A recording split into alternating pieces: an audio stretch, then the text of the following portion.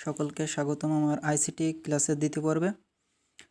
আজকে আলোচনা করব বিশ্বগ্রামের ধারণা ও বিশ্বগ্রামের সুবিধা অসুবিধা নিয়ে। তো গত পাঠে আমরা দেখেছিলাম তথ্য প্রযুক্তির ধারণা সম্পর্কে। আজকে বিশ্বগ্রামের ধারণা ও বিশ্বগ্রামের সুবিধা অসুবিধা নিয়ে সব কিছু আলোচনা করা হবে। তো যারা আগের ভিডিওটি দেখে আসেননি তারা অবশ্যই আগের ভিডিওটি দেখবেন, তারপর এই ভিডিওটি দেখবেন। আমরা আজকে এই পাঠ শেষে যা শিখতে পারবো সেটা হচ্ছে বিশ্বগ্রামের ধারণা ব্যাখ্যা করতে পারবো। 2 নম্বরে বিশ্বগ্রাম প্রতিষ্ঠার উপাদানসমূহ ব্যাখ্যা করতে পারবো। 3 নম্বর বিশ্বগ্রাম প্রতিষ্ঠার সুবিধা অসুবিধা ব্যাখ্যা করতে পারবো। লাস্টে যেটা পারবো সেটা হচ্ছে বিশ্বগ্রামের ধারণা সংশ্লিষ্ট উপাদানসমূহ বর্ণনা করতে পারবো। এখন বিশ্বগ্রাম সম্পর্কে একটু কিছু কথা বলে নিই। বিশ্বগ্রাম হচ্ছে এমন একটা পরিবারের মতো বা একটা দেশের মতো এমন একটা ব্যবস্থা যেখানে সমস্ত মানুষ একসাথে যোগাযোগ করতে পারে। যেমন একটা পরিবার থাকলে তার ভিতরে সবাই পরিবারের লোকজন একে অপরের সাথে যোগাযোগ করতে পারে, তেমন একটি দেশের ভিতরে যদি বিভিন্ন জনগোষ্ঠী থাকে তাহলে একে অপরের সাথে যেভাবে যোগাযোগ রাখতে পারে, সেরকমই একটা বিশ্বগ্রাম হচ্ছে তথ্য ও যোগাযোগ প্রযুক্তি নির্ভর একটি মাধ্যম যেখানে একে অপরের সাথে সবাই যোগাযোগ রাখতে পারে। এখানে সুন্দর করে লেখা আছে যে বিশ্বগ্রাম হচ্ছে এমন একটি ধারণা যেখানে পৃথিবীর সকল মানুষ একে অপরের সাথে সমাজের ন্যায় বসবাস করবে এবং তথ্য ও যোগাযোগ প্রযুক্তি ব্যবহারের মাধ্যমে একে অপরের সাথে সেবা প্রদানও করতে পারবে। অর্থাৎ তথ্য প্রযুক্তি নির্ভর বিশ্বকে বলা হচ্ছে বিশ্বগ্রাম। তাহলে আমরা বিশ্বগ্রাম কী জিনিস সেটা কিন্তু বুঝে ফেলেছি। এখন বিশ্বগ্রাম এই শব্দটি কে সর্বপ্রথম আলোচনা করেছে? তো বিজ্ঞানী মার্শাল ম্যাকলুহান 1962 সালে তিনি সর্বপ্রথম তার একটা বই আবিষ্কার করেন। সেই বইটির নাম হচ্ছে দ্য গুটেনবার্গ গ্যালাক্সি। এই বইয়ে তিনি সর্বপ্রথম বিশ্বগ্রাম সম্পর্কে ধারণা দেন। এই জন্য এই মার্শাল ম্যাকলুহানকে বিশ্বগ্রামের জনক বলা হয়। এখন বিশ্বগ্রামের কিছু প্রতিষ্ঠার কিছু উপাদান আছে। বিশ্বগ্রাম তৈরি করতে গেলে কি কি জিনিস লাগে সেগুলো নিয়ে এখন আলোচনা করা হবে। তো আমরা এখন দেখব বিশ্বগ্রাম প্রতিষ্ঠার উপাদানসমূহ। বিশ্বগ্রাম প্রতিষ্ঠা করতে গেলে কি কি উপাদান লাগে। নাম্বার 1 লাগবে একটা হার্ডওয়্যার। বিশ্বগ্রাম যে কোনো ধরনের যোগাযোগের জন্য প্রয়োজন একটি উপযুক্ত হার্ডওয়্যার। সে হার্ডওয়্যারটা হতে পারে একটা কম্পিউটার এবং পেরিফেরাল যন্ত্রপাতি, অথবা হতে পারে একটা মোবাইল, অথবা হতে পারে রেডিও, অথবা টেলিভিশন। অর্থাৎ একটি হার্ডওয়্যার লাগবে। এর পরবর্তীতে হার্ডওয়্যারগুলো কিসের মাধ্যমে কাজ করবে? অবশ্যই একটা সফটওয়্যার মাধ্যমে, সেজন্য একটা সফটওয়্যারও লাগবে। তো আমরা প্রথমে যে চিত্রগুলো দেখতে পাচ্ছি এগুলো একটা হার্ডওয়্যার।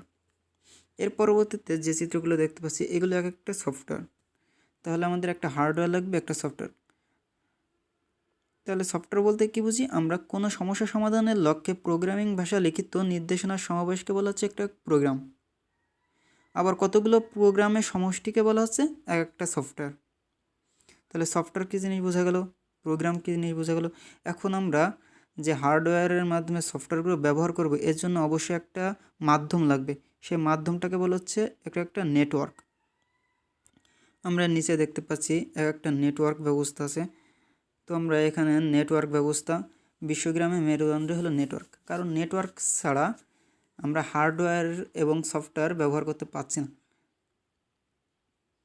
তাহলে আমাদের অবশ্যই একটা নেটওয়ার্ক লাগবে।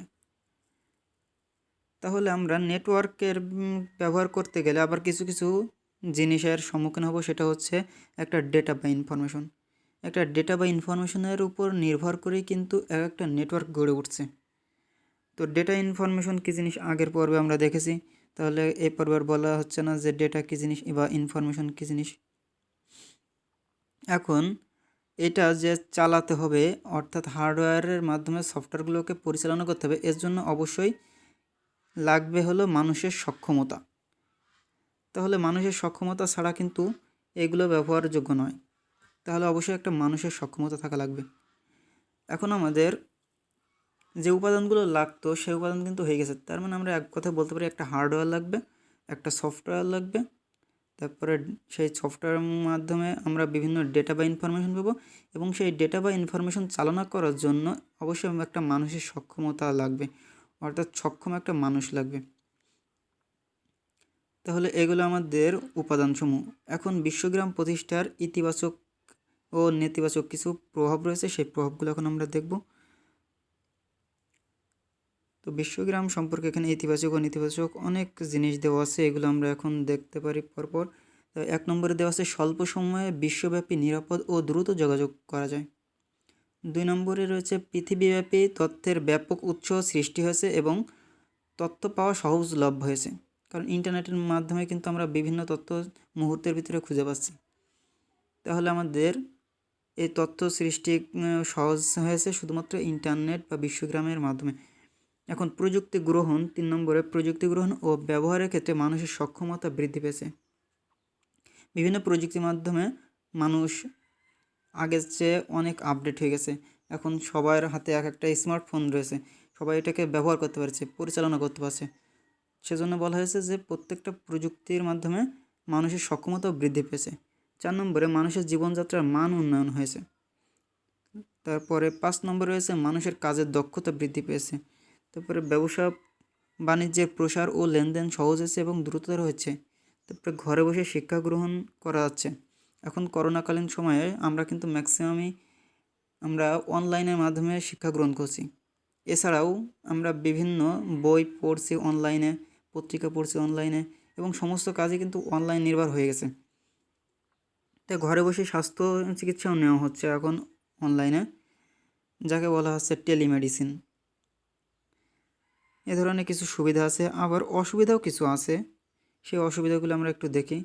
ইন্টারনেটে প্রযুক্তির ফলে অনেক ক্ষেত্রে তথ্যের গোপনীয়তা বজায় থাকছে না। আবার সহজেই অসত্য, মিথ্যা বা বানোয়াট সংবাদ ছড়িয়ে সামাজিক বিশৃঙ্খলা সৃষ্টি করছে মানুষ। তারপরে প্রযুক্তি পরিবর্তনের কারণে গ্লোবাল নেটওয়ার্ক শেয়ার করার জন্য অনুন্নত দেশগুলো উন্নত দেশগুলোর চেয়ে নির্ভরশীল হয়ে পড়ছে। তারপরে আবার সাইবার ক্রাইম তোমাদের বৃদ্ধি পাচ্ছে। ইন্টারনেটের ফলে পর্নোগ্রাফি সহজলভ্য হওয়ায় যুব সমাজে সামাজিক অবক্ষয় সৃষ্টি করছে। বিভিন্ন নেতিবাচক দিক আছে, তার ভিতরে গুরুত্বপূর্ণগুলো তুলে ধরা হয়েছে। এখন বিশ্বগ্রাম ধারণার সংশ্লিষ্ট যে সকল উপাদানগুলো আছে সেগুলো আমরা একটু এক নজরে দেখে যাই। তো আমরা দেখতে পাচ্ছি বিশ্বগ্রাম ধারণার সংশ্লিষ্ট কিছু উপাদান আছে। সেই উপাদানগুলোর ভিতরে হচ্ছে 1 নম্বর কমিউনিকেশন, অর্থাৎ যোগাযোগ ব্যবস্থা। 2 নম্বর আছে কর্মসংস্থান বা এমপ্লয়মেন্ট। 3 নম্বরে আছে শিক্ষা বা এডুকেশন। 4 নম্বরে চিকিৎসা বা ট্রিটমেন্ট। 5 নম্বরে রিসার্চ বা গবেষণা। 6 নম্বরে অফিস। 7 নম্বরে বাসস্থান। 8 নম্বরে আসে ব্যবসা বাণিজ্য। 9 নম্বরে বিনোদন। 10 নম্বরে সংবাদ মাধ্যম। 11 নম্বরে সংস্কৃতির বিনিময়। এগুলো কিন্তু সব কিছুই বিশ্বগ্রামের ধারণার প্রত্যেকটি প্রধান উপাদান। এখন আমাদের আজকের পাঠটা কিন্তু এখানে শেষ। আজকের পাঠটি যেগুলো পড়ানোর কথা ছিল সেগুলো কিন্তু হয়ে গেছে। এখন আমাদের কিছু প্রশ্ন আছে গুরুত্বপূর্ণ, সেই প্রশ্নগুলো দেখব। যে জ্ঞানমূলক প্রশ্নের ভিতরে আসতে পারে যে বিশ্বগ্রাম কী, অনুধাবনের ভিতরে আসতে পারে তথ্য প্রযুক্তি নির্ভর বিশ্বগ্রাম ব্যাখ্যা করো, তথ্য ও যোগাযোগ প্রযুক্তি ব্যতীত বিশ্বগ্রাম প্রতিষ্ঠা করা সম্ভব নয় ব্যাখ্যা করো, ইন্টারনেটকে বিশ্বগ্রামে মেরুদণ্ড বলা হয় কেন, বিশ্বগ্রাম হচ্ছে ইন্টারনেটের নির্ভর ব্যবস্থা ব্যাখ্যা করো। এরপর আমরা কিছু সৃজনশীল প্রশ্ন যেমন বহু নির্বাচনী প্রশ্ন দেখতে পারি।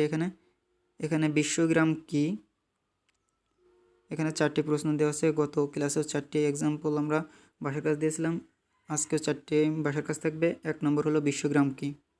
2 নম্বর নিচের কোনটি বিশ্বগ্রামের মূল উপাদান। 3 নম্বর মার্শাল ম্যাকলুহান কে ছিলেন। 4 নম্বর বিশ্বগ্রাম প্রতিষ্ঠা যে চিন্তাধারাকে উদ্বুদ্ধ করেছে কে। তাহলে আমরা এই 4টি অবজেক্টিভ বা বহু নির্বাচনী প্রশ্নের উত্তর দেব। আর আমরা আস্তে আস্তে প্রত্যেকটা ক্লাস এভাবে পার্ট বাই পার্ট শেষ করবো ইনশাল্লাহ। তো যারা এই ভিডিওটি দেখছে তারা অবশ্যই একটা লাইক দিয়ে দেবেন, কারণ একটা লাইকের প্রেরণায় আমরা কিন্তু পরবর্তী ভিডিও বানানোর জন্য উৎসাহ পাবো। আর যারা চ্যানেলে নতুন তারা অবশ্যই সাবস্ক্রাইব করে রাখবেন, ভালো লাগলে শেয়ার করবেন এবং সব বন্ধুদের মাঝে এটা ছড়িয়ে দিন যেন সবাই দেখার জন্য আগ্রহ বাড়ে এবং কিছু শিখতে পারে।